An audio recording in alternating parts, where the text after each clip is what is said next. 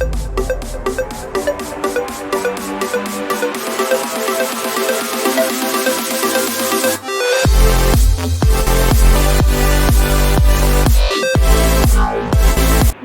Friends, welcome back to the channel.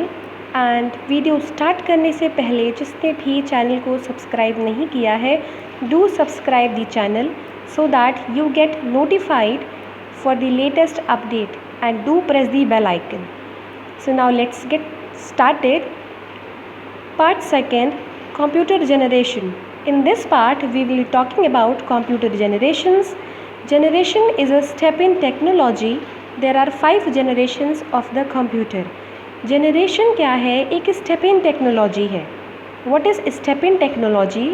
Step in technology that means एक ऐसी technology जिसके हर एक स्टेप में कुछ ना कुछ इम्प्रूवमेंट हुआ है, कुछ ना कुछ कंपोनेंट्स का एडिशन हुआ है. ठीक है. सो टोटल कंप्यूटर की कितनी जनरेशन्स हैं? There are 5 generations. Now let's get started with all the generations. Now first of all, in first generation, the time duration of a first generation is 1942 to 1955. The time periods are most important. In first generation, these computers were made possible by the invention of vacuum tube, which was a fragile glass tube that could control and amplify electronic signals. First generation का duration है 1942 से 1955. ये computers कैसे possible हुए थे? During this generation vacuum tubes were invented, जो एक fragile glass tube है जो क्या कंट्रोल करता है? इलेक्ट्रॉनिक सिग्नल्स और एम्प्लीफिकेशंस करता है इलेक्ट्रॉनिक सिग्नल्स में. Example is ENIAC, ENIC. ENIAC is the example of the first generation computer, and here is the clip for vacuum tube. Okay, so vacuum tube का complete diagram है ये. It is a simple, not lengthy. Now let's go to the advantages. What are the advantages? Vacuum tubes were the only electronic components available during those days. These vacuum tubes ही सिर्फ और सिर्फ vacuum tubes ही electronic components थे जो उस time period में available थे. These computers were the fastest calculating device of their time. They could perform computations in just milliseconds. As they were the only electronic components available during those days, so ये computers fastest calculating device होते थे उस time period के. And with the use of these devices, that is vacuum tubes, calculations or computations would be performed in just milliseconds. That means in a faster speed. Now everything is having disadvantages or advantages. So now let's get to the disadvantages of the first generation computers. First one is too bulky in size. Vacuum tubes, when they were invented, they were too heavy in size. उनका size बहुत ही ज़्यादा heavy होता था. That is one of the most disadvantage. Second point is they require AC. जब vacuum tubes का invention हुआ था, at that time heat का generation devices में बहुत ज़्यादा होता था. So to make the device cool or to produce a cooling effect on the device, AC was required. It was mandatory. Third point is non-portable. Vacuum tubes being heavy in size or bulky in size, they were non-portable. That means they cannot be carried from one place to another. Okay. So now here comes the second generation. The time duration for second generation computer was 1955 to 1964. This generation began with the invention of transistor and diodes, which is a small and more reliable than vacuum tubes. This is why I earlier said कि generation एक step in technology है. That means उसके हर step में, हर part में कुछ ना कुछ improvements होना, either in terms of components or in any other term. ठीक है. तो second generation में क्या improvement हुआ? इसमें ट्रांजिस्टर्स और डायोड्स का इन्वेंशन हुआ जो रिलायबल है. दैट मीन्स ईजी है and they are smaller in size as compared to the vacuum tubes of the first generation.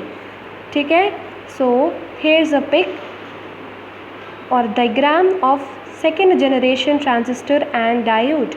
Now what are the advantages of second generation computers? They were smaller in size as compared to the previous generation. We all know that vacuum tubes were so heavy in size, bulky in size, they were non-portable.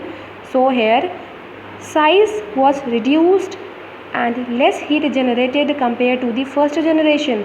Heat generation was less as compared to the first generation. Okay but ऐसा नहीं कह सकते कि heat was not generated, heat generate होती थी but in a small amount as compare to the vacuum tubes. Now disadvantages, they require AC क्योंकि heat का generation होता था. Heat generation was minimized but not completely absent. So heat का generation होता था, so cooling effect was required. That is why AC was mandatory over here also. Second one is commercial production was very difficult and costly. At that time commercial productions transistors and diodes का difficult होता था and it was expensive. So now let's get to the third generation computer. The time durations of all the generations are one of the most important themselves. ठीक है, so third generation का time period है 1964 से 1975. This generation was based on ICs that is integrated circuit chip पे this generation was based. Advantages क्या होते हैं? Smaller in size as compare to all the previous generations. इसका size और reduce हो गया था फर्स्ट और सेकेंड जनरेशन के comparison.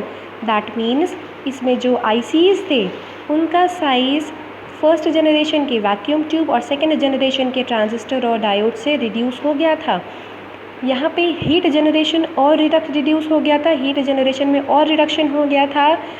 And these ICs being smaller in size were easily portable. That means they can be carried on from one place to another easily.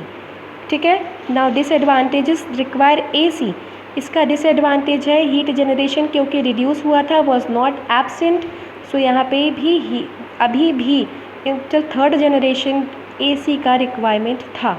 Now fourth generation, the time duration for fourth generation is from 1975 to present. ठीक है, duration बार बार वही चीज़ बोल रही हूँ कि time duration of all the generations is most important. Initially, ICs contained 10 to 20 components, which was called small scale integration. Initially, in third generation में क्या होता था? IC कितने components contain करते थे? 10 to 20 components, जिसको क्या कहा जाता था? Small scale integration. But in fourth generation में क्या improvement हुआ? MSI, LSI and VLSI are introduced, which consist of 100 components on single chip. जिसमें 100 कंपोनेंट्स होते थे किसी सिंगल चिप पे. एडवांटेजेस क्या है इसके? साइज स्मॉलेस्ट है because of high component density. High component density की वजह से इनका साइज और रिड्यूस कर दिया गया था. They were reliable to use, that means easy और convenient to use. It doesn't require AC. Heat generation था बट इतना हीट जनरेट हो रहा था जिसके लिए AC की रिक्वायरमेंट नहीं थी. Much faster in competition than all the previous generation. इनमें जो कैलकुलेशंस और कॉम्पिटिशन्स होते थे फास्टर होते थे सारी प्रीवियस जनरेशन्स के comparison. Cheapest in amount than all generation. इनका अमाउंट वर चीप सारी जनरेशन्स के comparison. Now here we are going to fifth generation. This generation is still under development stage. The projects to design such computer is given to Japan and USA companies. आज present में हम use कर रहे हैं fourth generation के computers. Fifth generation is still under development, developed नहीं है. Project किसको असाइन किया गया है? टू जापान एंड USA की कंपनीज़ को. ठीक है. So now what are the full forms जो हमने इस वीडियो में यूज़ किए? That is ENIAC. It stands for electronic numeric integrated computer. IC stands for integrated circuit chip. MSI medium scale integration, LSI large scale integration, VLSI means very large scale integration. Full forms are the important. They can be asked in MCQ portions. Okay, so guys, bye bye for now. And अगर आपको video अच्छा लगा हो so do like, share, comment, and once again I am saying do subscribe the channel so that you get notified for further updates, and stay tuned.